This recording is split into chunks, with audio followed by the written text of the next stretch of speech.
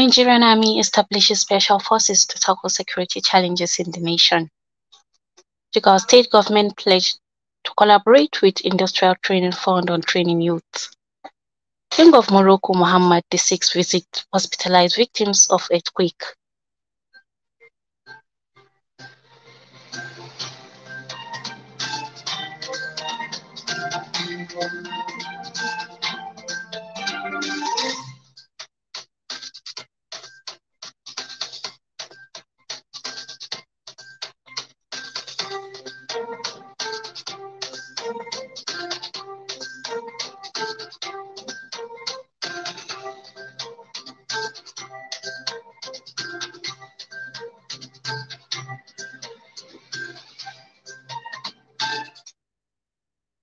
Today is Wednesday, 28th of Safar 1445 after the Hijrah of Prophet Muhammad sallallahu alaihi wasallam, which is equivalent to 13th of September 2023. I'm Khadija Nulamin Enliman with the news info. Nigeria's Vice President Kashim Shettima has reiterated the new administration's commitment to increase domestic health financing, promoting health industrialization and improving health outcomes in the country. Kashim Shettima made this known when a delegation from the Global Health Partners, the Global Fund, U.S. President Malaria Initiative, and the U.S. President Emergency Plan for AIDS Relief paid him a courtesy visit at the presidential villa yesterday. According to a statement signed by the Director of Information Office of the Vice President, Olushola Abiola, Shettima restated the commitment of President Bola Tinubu's administration to reposition the country's healthcare system. He noted that the president is a man of vision and that he has the courage to follow through whatever he believes in. The vice president urged the global health partners and other stakeholders in the health sector to support the new leadership to actualize the president's vision for all Nigerians. The wife of the president, Oluremi Tinubu, yesterday donated 500 million naira to 500 families in Plateau State due to the recent spate of violence in the state. The beneficiaries were drawn from 6 local government areas of the north-central state. Oluremi Tinubu was in Jos, the state capital, to commiserate with the victims, encouraging them not to lose hope as her husband and other stakeholders work to ensure enduring peace in the troubled communities. The First Lady expressed worry over the crisis that has bedeviled the state, particularly the Mangu people, explaining how concerned she is to learn about the destruction of lives and properties. The president's wife noted that the gesture is her way of supporting the affected families with their shelter and other essential needs. In his remarks, the state governor, Caleb Mutfwang, commended the First Lady's gesture while describing her as a compassionate leader who has a passion for humanity. Governor Mutfwang urged beneficiaries not to be selfish in the disbursement to members of their households. The Minister of Transportation, Saidu Al-Ghali, inaugurated the first cargo movement from the Lagos to Ibadan rail corridor during his first official tour of the rail corridor yesterday. The minister kicked off the tour at the Ebute-Metta station before proceeding to Apapa for the launch, then traveled to Ibadan using the 157-kilometer rail corridor. 3 coaches of 30 wagons were loaded as the inaugural freight movement was kicked off. The Nigerian Railway Corporation said it will start 3 coaches per day with its managing director, noting that the corporation had the capacity to scale up the numbers.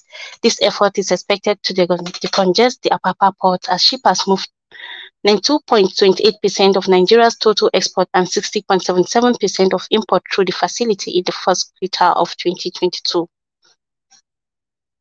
The Chief of Army Staff, Lieutenant General Taoreed Labaja, said the sit-at-home order in the southeast has ended. He stated this in Abuja during the Chief of Army Staff combined second and third quarter conference. According to him, the menace ended due to the heightened effort of troops in collaboration with relevant stakeholders. The Army Chief said the activities of Boko Haram and other terrorists have been curtailed, adding that residents of the troubled state had commenced commercial activities in the state. He also said the Nigerian Army has established special forces unit to tackle insecurity across the country. Meanwhile, the Chief of Army Staff, Lieutenant General Taurid Labaja, said some special forces unit had been established to combat terrorism, kidnapping, and other security challenges. He said there will be continued procurement of sophisticated weapons to wipe out criminals. Taurid Labaja said the army will upscale its operations against all threats in all the zones. He said economic sabotage and associated crimes in the South-South will also receive serious attention to bring law-abiding citizens much needed peace, stability, and relief. The Nigerian Army has established some special forces units using specially trained personnel to tackle various criminalities across the country. The special forces unit have continued to record impressive performances through intelligence-led operations and the use of special equipment. You are listening to the news from the studio of Sawaba. Stay tuned for the rest.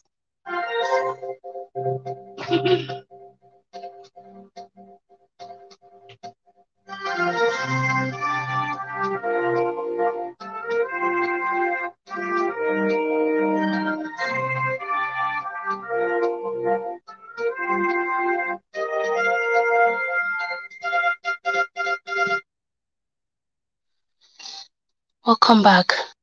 The National Emergency Management Agency (NEMA) has called for the relocation of its Yola Operation Office and warehouses to safer locations in Adamawa State. The Director General of the agency, Alhaji Mustafa Habib Ahmad, made this known during a courtesy call on Governor Ahmad Umar Finturi at the Government House in Yola. He expressed concern over the recurring attacks on the office and warehouse, saying that some relief items and food were carted away by looters. Mustafa Habib also expressed his condolences to the people of Adamawa over the recent boat mishaps in Yola South and Fufore local government areas. In response, the governor assured NEMA of the government commitment to providing a safer environment for its operations in the state. Governor Malam Umar Namadi has approved the appointment of 4 new permanent secretaries to fill existing vacancies in the state civil service. This was contained in a statement signed by the state head of the civil service, Alhaji Hussaini Kila. He said the new appointees were directors elevated to positions of permanent secretaries. Those appointed are Dr. Abdullah Haruna, Yushau Abduduse, Nura Muhammad Ubai, and Awal Adu Shiu. Alhaji Hussaini Kila said the appointment of the new permanent secretaries was based on merit, competence, and personal integrity. According to the statement, Governor Malam Umar Namadi will on Wednesday, 20th of this month, swear in the 4 new appointed permanent secretaries at the Council Chamber Government House. The statement said the appointment take immediate effect. The Jigawa State Government has pledged to sustain its collaboration with the Industrial Training Fund on training and retraining of youth on various skills.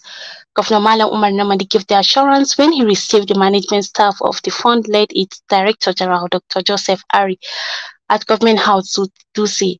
He said he was concerned with the number of unemployed youths, hence the need to provide them with the skills to become self-reliant for a brighter future of the state. The governor explained that the state government has come up with various skills training under the State Youth Empowerment and Employment Agency, as well as the renovation of 7 skills acquisition centers across the state. Speaking, the DG, ITF Sir Joseph Ari said they were in Jigawa State to sign a memorandum of understanding with the State Youth Empowerment Agency for the training of youth on various skills. Meanwhile, Governor Umar Namadi also received the country representative of Medicine Sans Frontiers, Mr. Fonule Oko, in his office. He expressed appreciation with the support of the organization in the health sector in the past 15 years. Speaking, Mr. Fonule Oko said they were at Government House to brief the governor on their activities in the state. He therefore invited the governor to a roundtable discussion on the 27th of this month to showcase the commitment of the Jigawa State government on the areas of collaboration.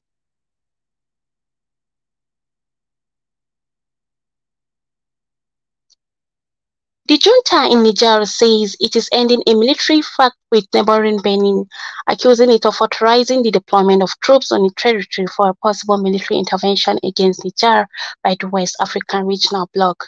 The ECOWAS bloc is trying to negotiate with the leaders of the July 26 Niger coup, but has said if diplomatic efforts fail, it is ready to use force as a last resort to restore constitutional order and reverse the purge. The junta, in a statement read on national television, said On Tuesday, Benin had authorized the deployment of soldiers, mercenaries, and war materials in the context of the possible ECOWAS intervention. As a result, the new Nigerian authorities decided to renounce the military cooperation agreement with the Benin. It said there was no immediate response from Benin. ECOWAS has not shared any details about possible deployment, and Niger last week said talks with the bloc continued. Niger's junta has previously proposed a 3-year transition, but the regional bloc rejected it. Morocco's king showed solidarity with his suffering nation on Tuesday as it counted dead from a powerful earthquake, visiting some of the injured at a hospital not far from the epicenter and rolling up a sleeve to donate his royal blood. King Mohammed VI inspected the hospital bearing his name in the city of Marrakech, where he inquired about the recovery, services, and care being provided for those injured in the Friday night tableau and the conditions of survivors, the official MAP news agency said. Blood donations have become a national gesture of solidarity, with Moroccans lining up in Marrakech and other cities to donate blood for the injured. The earthquake, with its epicenter in the Atlas Mountains, took the lives of more than 2,900 people, the majority of them in mountain towns and villages, injured more than 2,000 others. As of Tuesday, more than 240 of the injured were being treated at hospitals in the Marrakech region. That has been end of the news, but before I go, recap of the major story.